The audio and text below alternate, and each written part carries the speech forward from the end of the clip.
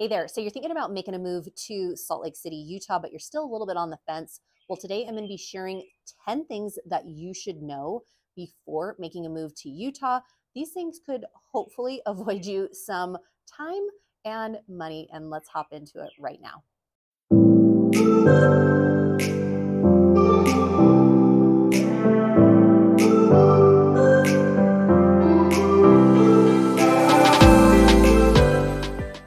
Mariah Koehle here. Welcome back to the channel, or welcome to the channel if this is your very first time here. I'm a licensed and active real estate agent here in Utah, and this channel is literally everything you need to know about eating, working, playing, sleeping, and living here in Utah. If that's of interest to you, consider subscribing down below. Make sure you tap that bell for notifications so you're notified every week we drop a new video. We hear from people like you all the time who are looking to make a move, who are looking to relocate, buy or sell a property here in Utah, and we absolutely love it. So if you're thinking about making a move in a week, in a month, or even a year from now, feel free to give us a call, shoot us a text, send us an email, and it'd be our pleasure to chat with you. Also, if you want a copy of our free Moving to Utah guide, comment down below the word guide, G-U-I-D-E, and we'd love to send that over to you. So you've been thinking about making a move here to Utah, to the Beehive State, but you're still kind of on the fence. You've heard there's some pros and cons and, advantages and disadvantages to living here in Utah. Let's chat about some of the things that Utah may not be the right place for you if you can't handle these few things. And these are some things for some people, they're like, yep, this is a deal breaker. Other people, they're like, nope, bring it on. I'm totally ready for it.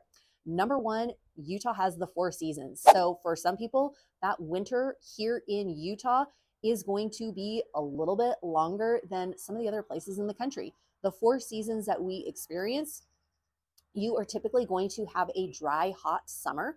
You are going to have a really nice, pleasant fall, but occasionally you'll see some snow in the fall.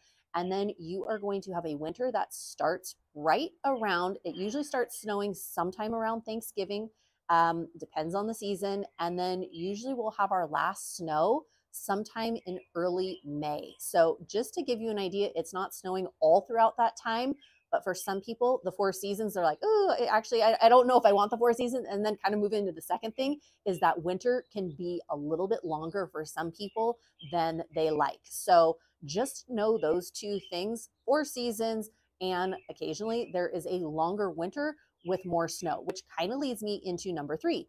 Some people feel like during the winter time here, it's just too cold. It just gets too cold and it stays cold for a significant amount of time. Now, if you're in the Salt Lake area, it's going to be very different than if you are in southern Utah. Southern Utah, when you are down in St. George or Cedar City, it's going to be warmer in St. George than it will be in the Salt Lake area. So know that there are a lot of people here in the Salt Lake area that will actually snowbird, and they will go down to St. George for the months of January, February, March, April, right? And then they will end up flip-flopping and coming back to Salt Lake during the summer months when it's a lot warmer in St. George and southern Utah. So know that going into it, sometimes winters can be a little bit longer, and dealing with the snow. Some people do not want to deal with the snow that you're going to experience here in the Salt Lake City, Utah area. Again, the higher up you go in the elevation, the more snow you're going to experience. The lower you are in elevation, the less amount that you're going to experience. Which moves right on. Let's continue talking about the winter. Sometimes in the winter, Salt Lake City will have what's called the inversion. There's a thick, smoggy air that kind of just comes and it sits in the Salt Lake City, Utah, like that valley, and it just sits in like a bowl, and it doesn't get blown out until there's a storm that happens. Usually that thick, smoggy air sticks around for a few days before a storm blows it out. Sometimes for people who have respiratory issues or health concerns, that can be, a big one. So that air quality can be a deal breaker for some people. Moving right along, number 5, the nightlife. Yes, the nightlife scene in Salt Lake City is not known for having a fantastic nightlife. So if you are looking for a lot of nightlife, Salt Lake City, sometimes people are like, oh, there is not enough to do at night. For my family and I, there is plenty to do between the Utah Jazz games and between all the different festivals and activity, like museum, like there's just, for us, that has never been a problem. We've always thought there's tons to do, but lots of other people that are looking for more of a nightlife type of scene, Salt Lake City may not be the right fit for you. Moving on to number 6. Number 6 is the dry climate. Yes, the dry climate that you will experience here in Salt Lake because of the altitude, because it is a desert. Salt Lake is dry. So for some, they're like, I actually love it. My hair is not, frizzy all over. But then again, a lot of people use a lot of lotions and chapsticks and moisturizers, and a lot of people will have humidifiers within their house. Some people have a home, like a whole house humidifier just to keep the moisture in there. And because Utah is so dry, some people love that. Other people do not. Some of the benefits of that is the hot doesn't feel as hot and the cold doesn't feel as cold. So that is just something you should be aware of. Number 7, something else that you should be aware of is the traffic. The traffic has gotten considerably worse over the years here in Utah. Many people have figured out that Utah is, well, we've always said it's a hidden gem, but now I don't think it's in hiding anymore. Lots of people have figured out that Utah is a pretty amazing place to live. So more and more people continue to make the move here to Salt Lake. With that being said, on some of the weekends, especially on a Saturday morning, if you are going up and you are wanting to ski in little, big Cottonwood Canyon, when you're going up and down there, like up and down that canyon, if you don't time it just right, you are going to be sitting and you're going to be waiting for a while. Same thing on the freeways during rush hour traffic. Rush hour has actually gotten quite a bit more, and depending on where you're at too, some of those east-west corridors get way backed up. So just allow for a little bit more time if you are thinking about, making a move. Traffic compared to some of the other surrounding states isn't nearly as bad, but it also has gotten a lot worse. Number 9, let's talk about the housing prices. The housing prices here in Salt Lake have significantly gone up. The median home price right now is $550,000, and that's for single family, townhome, condo, that is combined.